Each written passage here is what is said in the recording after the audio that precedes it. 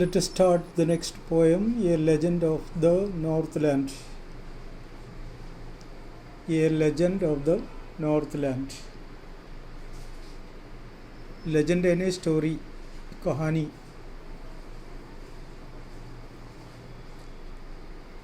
लेकिन झूठी कहानी को कहते हैं लेजेंड, साधारण कहानी जो स्टोरी कहते हैं. और दूसरा लेजेंड जो इतिहास में नाम लिया है उसी को लेजेंड कहते हैं.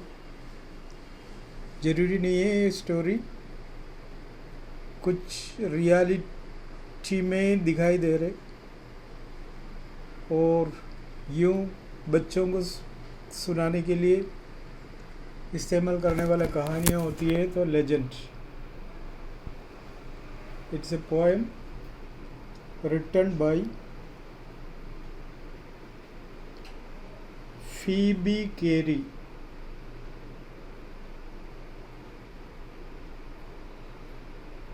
स्पेलिंग को चोट पढ़ाने. फीबी केरी इसका प्रोनाउंसिएशन है. This poem narrates the legend of an old lady. इस पोएम में एक ओल्ड लेडी की कहानी बता रहे, who angered saint Peter. Saint Peter हम लिखते हैं, बोलते हैं सेंट पीटर. सेंट यानी संत, ST शॉर्ट फॉर्म में. जैसे हम सेंट सोल्जर लिखते हैं वैसे सेंट पढ़ते हैं इसको हिंदी में संत. इंग्लिश में सेंट कहते हैं, उसका शॉर्ट फॉर्म में सेंट. नॉर्मली इसको सेंट पीटर कहते हैं बिकॉज ऑफ हर ग्रीड. ये लेजेंड ऑफ द नॉर्थलैंड. अब नॉर्थलैंड के बारे में देखें. It's a region on New Zealand. New Zealand का एक रीजन है नॉर्थलैंड. यह अधिक से अधिक ठंड से भरे हुए रहते साल के अधिकांश टाइम, इसलिए इसको कोल्ड लैंड भी कहते हैं. It is surrounded by, we can not say surrounded by, it's a forested area. इसमें अधिक से अधिक जंगल दिखाई देते हैं. यही है नॉर्थलैंड का विशेषता.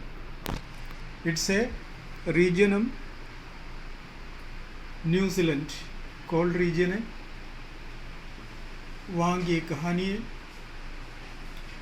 एक ओल्ड लेडी की कहानी है. हम उसको झूठी कहानी बताएं, असली कहानी बताएं.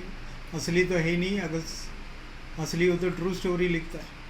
लेजेंड इतिहास में नाम लिया है ये, और लिखा है Phoebe Cary. Is an American poet.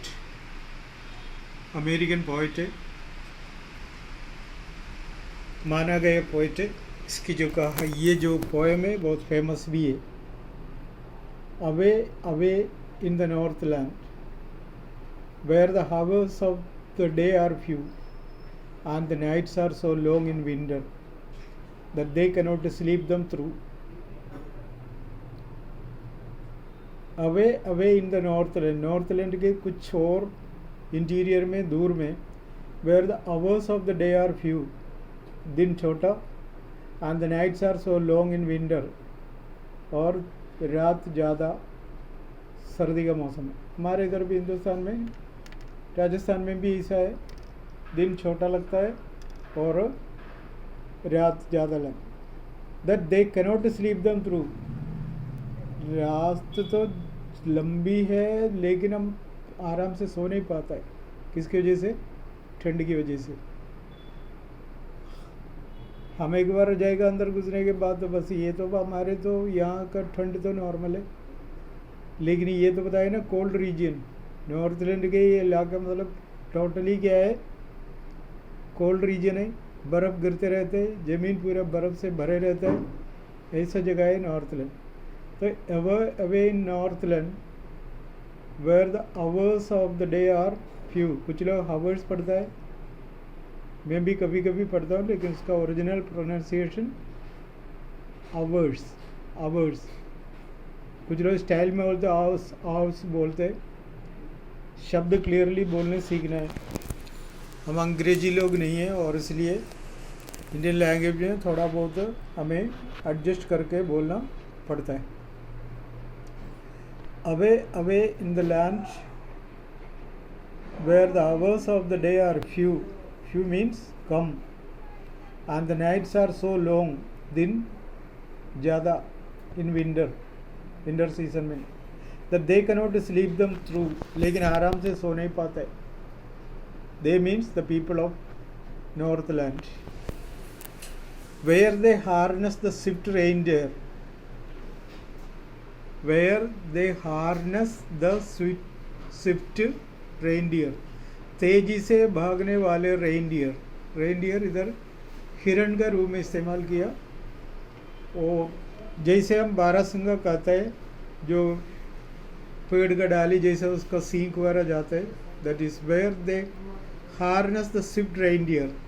वहाँ के लोग सफ़र करने के लिए तेज भागने वाले इस रेनडियर को इस्तेमाल करता है एक गाड़ी में बांध के, उसका नाम है स्लेड्ज, टू द स्लेडजेस।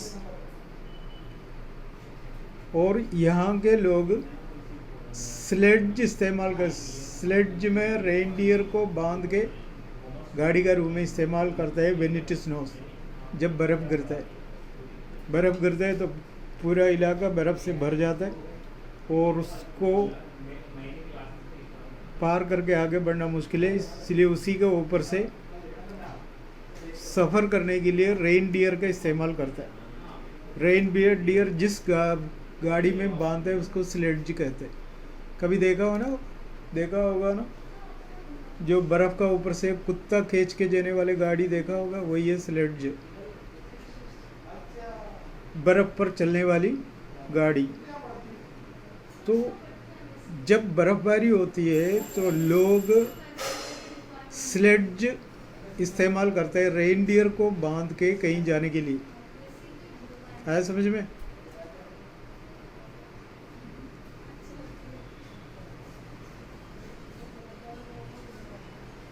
हार्नेस का मतलब जो घोड़े का साजा देखा होगा, घोड़े को चलाने वाला उसका ऊपर कुछ बांध के, उसका मुंह में कुछ रस्सी जैसा बांध के जो निकालता है, तो बस वो उसको कंट्रोल करने के लिए इस्तेमाल करता है। तो वही है कौन सा? हार्नेस। इधर का मतलब बांधना। और रेनडियर को स्लेड्ज में बांध कर स्नोबारी का टाइम में, बर्फ़बारी का टाइम में वो सफ़र करने के लिए इस्तेमाल करते हैं। And the children look like bears cub, बच्चों को देखा है तो भालू के बच्चे जैसा दिखता है। And the children look like bears cub, cub है ना बच्चा, बियर्स का बच्चा, शेर का बच्चा, उन सबको, चीता का बच्चा है, सबको कब कहते हैं। और and the children look like bears cubs in their funny furry clothes, वहाँ फरी क्लॉथ्स इस्तेमाल करते हैं। भयंकर सर्दी है ना, उससे बचने के लिए वो फर वाला कपड़ा इस्तेमाल करते हैं। उसमें से बच्चों को देखा है तो लगता है भालू के संतान जा रहे हैं। समझ में आ गया ना? नॉर्थ लैंड के दूर के बारे में बताए जाएं तो कहानी के रूप में बताते हैं, इसलिए अवे अवे का शब्द इस्तेमाल किया। हम बोलते हैं ना, दूर दूर एक देश था। आप दूर दूर कहाँ हैं, बस वो आगे बताएंगे। वो देश का नाम बताते समय देखना वो दूर दूर किससे दूर था, अपने आप समझ लेना क्या है इससे दूर।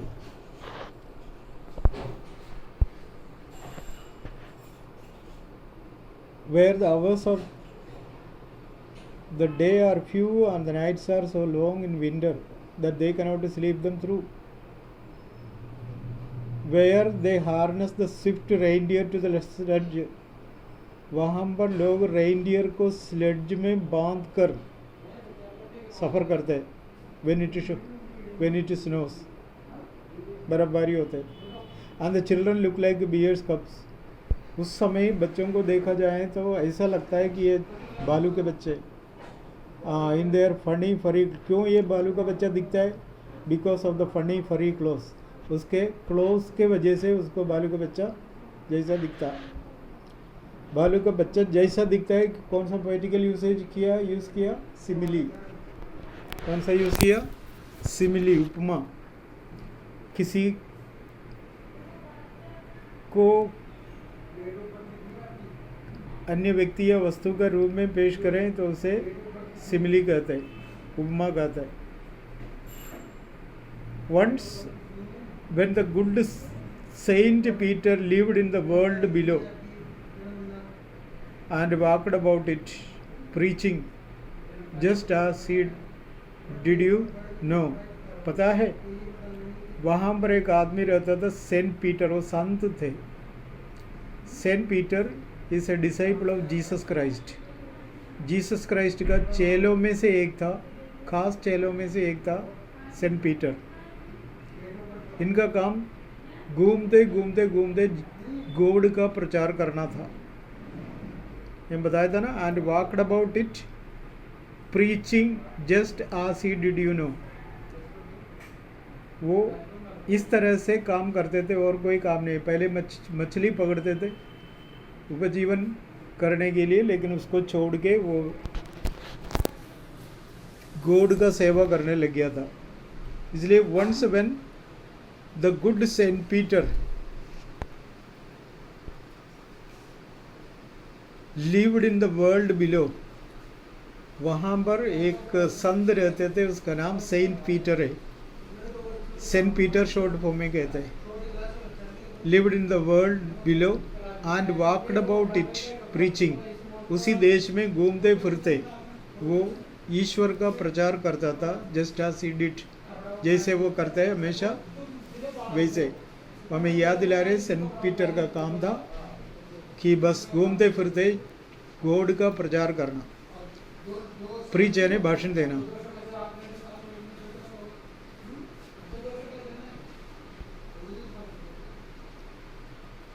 He came to the door of a cottage in traveling round the earth।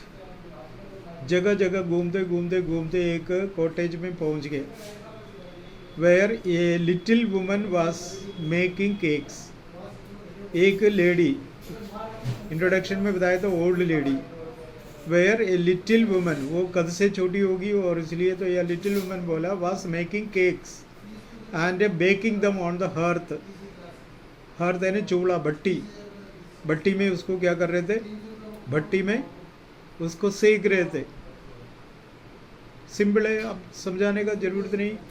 Saint Peter एक दिन घूमते फिरते प्रचार करते करते एक कॉटेज में पहुंच गया, जहां पर एक लेडी केक बना रही थी। हर्थ यानी चूल्हा, भट्टी। एंड बीइंग फेंट with fasting for the day was almost done. पूरा दिन वो घूमते फिरा तो उस दिन उसका फास्टिंग भी था। ये जो फास्ट कहता है ना, मेरा फास्ट है। फास्ट बोलना गलत है, फास्टिंग बोल के सीख लो। मेरा फास्टिंग है आज, फास्ट नहीं है। एंड बीइंग फेंट विथ फास्टिंग, फास्टिंग की वजह से ज़्यादा कमज़ोर हो गया था। 2 मीनिंग है फेंट का, ज़्यादा कमज़ोर होना और थकने के वजह से बेहोश होने जैसा स्थिति में पहुंचना। बेहोश होने वाले थे भूख की वजह से और फास्टिंग की वजह से। For the day was almost done, he asked her from her store of cakes to give him a single one. उसने देखा वो बहुत सारे केक बना के रखा है, उसने उसमें से एक मांगा। अगर वो मिल जाए तो वो खा के बेहोश नहीं होगा। बेहोश होने वाले थे, वो क्यों बेहोश होने वाले थे? वाई ही वॉज फेंट? Because of fasting of the day. वो दिन उसका फास्टिंग था, खाया पिया कुछ भी नहीं। यहाँ फास्टिंग में क्या करता है? जितना जब जब खा सकता है वो खा ले, अन्य नहीं खाते, बाकी सब उठा के खा लेते। अरे खाने वाला चीज़ तो पेट भरने के लिए करते हैं, पर फास्टिंग का नाम भी लेते हैं। अगर फास्टिंग का नाम लेना है तो ना तो खाना है ना तो पीना। कुछ लोग होते सुबह से लेकर शाम तक खाते नहीं है और शाम को जम के खा लेते, कहते हैं आज मेरा फास्टिंग है। और कुछ लोग पानी तक नहीं पीता है, वो फास्टिंग है। कुछ लोग बिस्कुट खाता है, फास्टिंग है। कुछ लोग फ्रूट खाता है, फास्टिंग है। कुछ लोग अन्न को छोड़ के, अभी आजकल ये बाज़ार में मिलता है ना, कौन सा फास्टिंग वाला नमकीन, वो खा लेते। बोलते हैं फास्टिंग है, लेकिन फास्टिंग है तो खाना भी नहीं, नमकीन क्यों खाएं, फ्रूट क्यों खाएं, वो चीज़ क्यों खाएं, अन्न को छोड़ के बाकी चीज़ क्यों खाएं, सलाद क्यों खाएं। फास्टिंग का मतलब खाना नहीं है, खाने से पेट भरता है या पेट में जाएगा तो भूख मिटता है, लेकिन फास्टिंग में ना तो खाना है ना तो पीना है। लेकिन हम जो फास्टिंग करता है ऐसा नहीं है, हम खाते भी है पीते भी है। कुछ लोग फास्टिंग का दिन में इतना मुंह बनाते हैं पूछो ही मत, अरे यार मेरा आज फास्ट है इसलिए तो ये हुई। तो फास्ट रखने वाले को तो बोलना ही नहीं चाहिए मेरा फास्ट, दूसरों को क्यों सुनाए। फास्टिंग रखता है ईश्वर से जुड़ने के लिए, ईश्वर और व्यक्ति का बीच का काम है फास्टिंग, वो दोनों को जानना है। वो तो हम तो क्या घोषणा करते हैं, अरे यार मेरा फास्टिंग है आज, मैं कोई खाने का चीज़ ला, आधा तो खा लिया तो बीच में अरे यार मेरा फास्ट टूट गया। अगर सच्चा फास्ट रखा तो किसी का फास्ट टूटेगा ही नहीं। फास्ट तो तोड़ने वाली चीज़ नहीं है। अगर हमने आज फास्ट रखा है, हमें कॉमन सेंस होना चाहिए, हमें जानकारी होना चाहिए, हमारे दिमाग में ये लगना चाहिए आज मेरे फास्टिंग है, किसी भी तरीक़ा से लोग उकसाएं उसको खाना नहीं। लेकिन हम क्या करते हैं, फास्ट कहते हैं। अब यहाँ भी देखो संत भी क्या हो गया, बेहोश होने वाले थे फास्टिंग में। तो मेरे को थोड़ा अजीब सा लग रहा है, क्योंकि फास्टिंग में बेहोश होने का स्थिति में आना ही नहीं। फास्टिंग में ताकत ज़्यादा मिलता है, क्योंकि फास्टिंग अगर रियली गॉड और अपने बीच की जो बात है तो हमें ताकत मिलता है, तो फेंट होने की संभावना नहीं। जिसके लिए वो फास्टिंग रहता है, बस हम सुबह से लेकर शाम तक कुछ खाए नहीं उसको फास्टिंग नहीं कहता है। या तो खाने का मौका मिला नहीं, या तो खाना मिला ही नहीं, या खाना बनाने का स्थिति नहीं था, या कुछ भी नहीं था। ऐसा स्थिति में हम सो अरे यार अभी तो कुछ खाए ही नहीं, तो वो भी क्या नहीं, फास्टिंग नहीं था।